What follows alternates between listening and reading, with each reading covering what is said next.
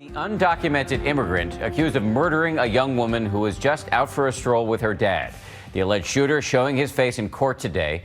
This is a case that is reigniting the long simmering battle in America over immigration. And tonight here, what the alleged shooter is now saying and the blame game over whether this horror could have been prevented. Today, in a courtroom in San Francisco, the undocumented immigrant at the center of a horrific murder case and a bitter national debate was formally charged. No culpable. No guilty. The nightmare unraveled on a summer evening last Wednesday. Part is one victim, gunshot wound to the back. 32-year-old Catherine Kate Steinle, an avid traveler and staffer at a medical device company, and her father Jim were out taking an early evening stroll on San Francisco's Pier 14, a scenic tourist hotspot, when out of nowhere, Kate was shot. She was fighting, no question, fought right up to the end. Kate later died at the hospital. The alleged shooter, a man she had never met, Francisco Sanchez, seen here on cell phone video in police custody shortly after the killing. Today in court, Sanchez, who's 45, was arraigned on a murder charge, and he pleaded not guilty. This was an accidental shooting. There is no motive whatsoever. Sanchez is a citizen of Mexico who's been deported from America 5 times and was arrested on drug charges earlier this year. So why was he released? Once you've done your time, you've done your time. Now, this seemingly random act of violence has set off a national firestorm about immigration policy and the disconnect between the federal officials who wanted Sanchez deported and the local officials who ultimately let him go. A mandatory minimum 5-year sentence on any illegal alien that's deported and then comes back. Despite his plea of not guilty today, Sanchez earlier told a reporter this. Did you shoot Kate Steinle last Wednesday? Yes. Why did you do that? Was it an accident? Yeah. Sanchez says he was delirious that afternoon on some kind of sleeping pills. He says he simply found a gun on a bench at the pier and accidentally fired the shots that killed Kate Steinle. San Francisco is a sanctuary city.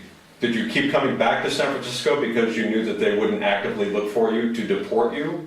Yes. And that right there, that is why this case has become such a flashpoint. San Francisco is what's known as a sanctuary city. These so-called sanctuary laws are really efforts by local officials to say, we think it's more important to be able to develop relationships with undocumented immigrants than it is to report them. The idea is that immigrants are more likely to cooperate with police if their cooperation doesn't mean they run the risk of deportation.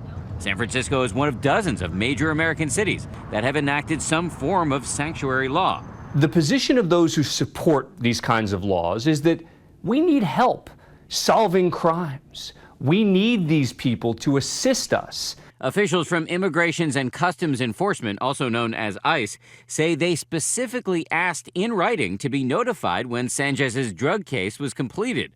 But local law requires a court order or a warrant. This individual came into this country 5 times, was deported a number of times, so obviously we had issues at the border. But if the local entities had only notified ICE, then this individual wouldn't have ended up out on the street. With the presidential election heating up, Steinle's murder case has become a political football. Republican presidential hopeful Donald Trump has seized on the case as part of his already incendiary rhetoric against Mexican immigrants. They're bringing drugs, they're bringing crime, they're rapists, and some, I assume, are good people. He claims Steinle's murder only proves his point. Writing on Twitter, what do you say to the family of Catherine Steinle, killed because we can't secure our border? I think Donald Trump is preying on fear and really using a senseless tragedy opportunistically. He's trying to paint an entire community with a broad brushstroke that is not only factually incorrect, I think it's actually morally wrong. Hillary Clinton is now joining the fray as well. How many people running for president on the Republican side try to demean immigrants. She has supported sanctuary laws in the past, but today on CNN, she said that San Francisco officials should have listened to the federal government. The city made a mistake not to deport someone that the federal government strongly felt should be deported. This is not the first time that sanctuary laws have been questioned. In 2008, also in San Francisco, an immigrant named Edwin Ramos shot and killed a father and his 2 sons. Critics at the time said Ramos had a criminal history as a minor but was shielded by the policy. To be clear, there are no statistics showing that illegal immigrants are more likely to commit crimes than American citizens.